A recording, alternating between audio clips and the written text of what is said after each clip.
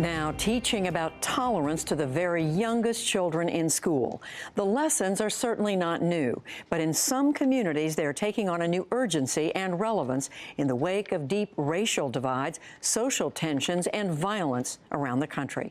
Special correspondent Kat Wise visits a pair of noteworthy programs in California. It's for our weekly series, Making the Grade.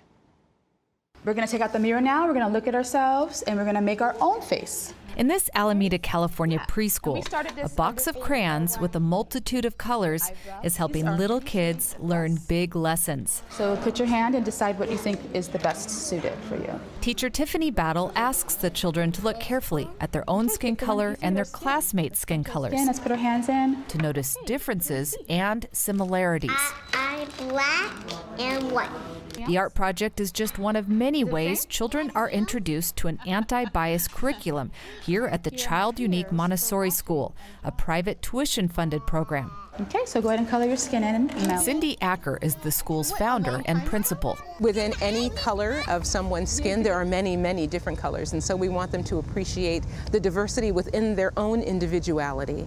And then we want them to be able to see and question other children's differences. If you add this lighter color to it, what do you think is going to happen? It's going to be lighter. We're different on the outside, but inside we have lungs, we have a heart, we have a mind, and that's the same.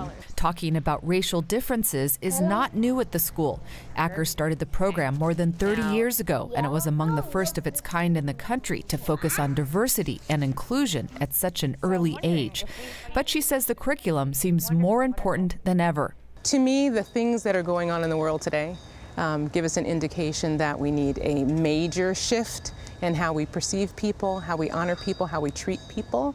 And because I'm a firm believer that it begins at the preschool level, I think that that's where we need to start. Sophie, are you going to make it out? Acker points to racial divides witnessed in recent events, like the violent neo-Nazi protests in Charlottesville, Virginia, the police shootings of black men, and the debate over NFL players taking a knee to protest racism. What we have seen is a resurfacing or a surfacing of what we thought was absent but sits within the psyche of some individuals.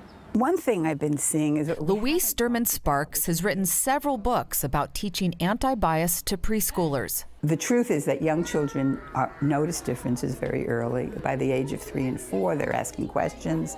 They're beginning to develop and to absorb the stereotypes and misinformation, discomforts. Don't like to call it prejudices. It's kind of like pre-prejudice. So the myth that they aren't noticing, the idea of being colorblind, actually harms kids.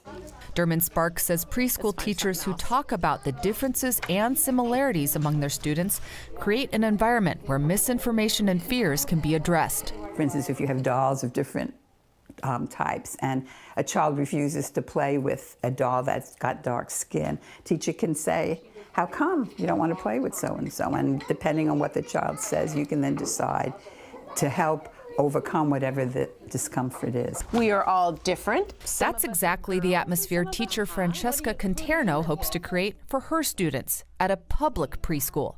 Look at this boy. What's different about his eyes compared to his? His eyes are blue. Yes. His eyes are blue. And I see Mariana's got blue eyes. And you made blue eyes in your picture up there. What about Kim? What color are Kim's eyes? Black.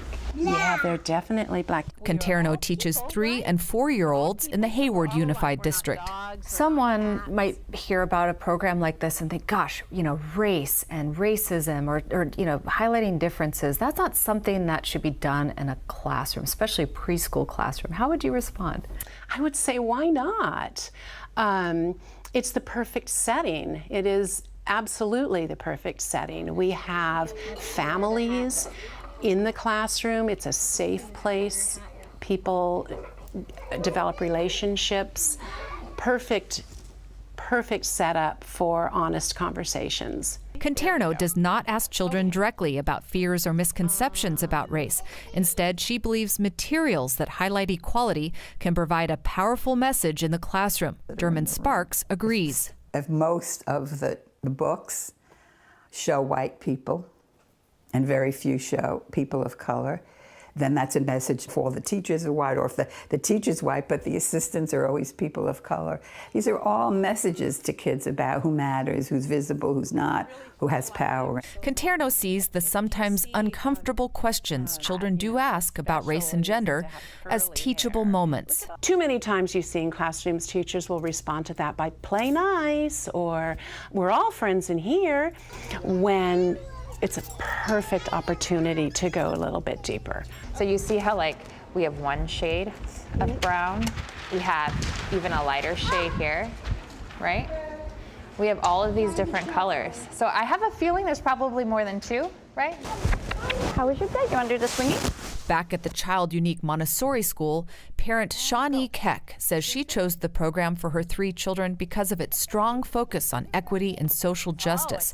But she says her husband did have questions about the anti-bias curriculum. I have a tall white husband, and he was absolutely concerned, especially for our son who was in the elementary school, saying, does this make him feel worse? Does this make him feel like he might be, somebody that should be feeling bad about his whiteness? And I don't think so. I don't think it's not pie, just because you have a piece doesn't mean somebody else doesn't get a piece. They said you can mix colors. Did you like that?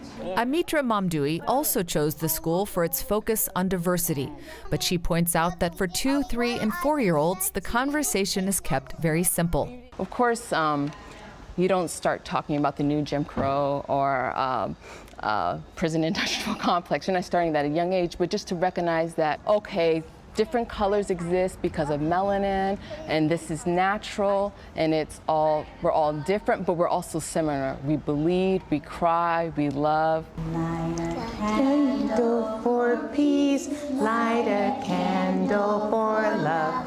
For the PBS NewsHour, I'm Kat Wise in Alameda County, California.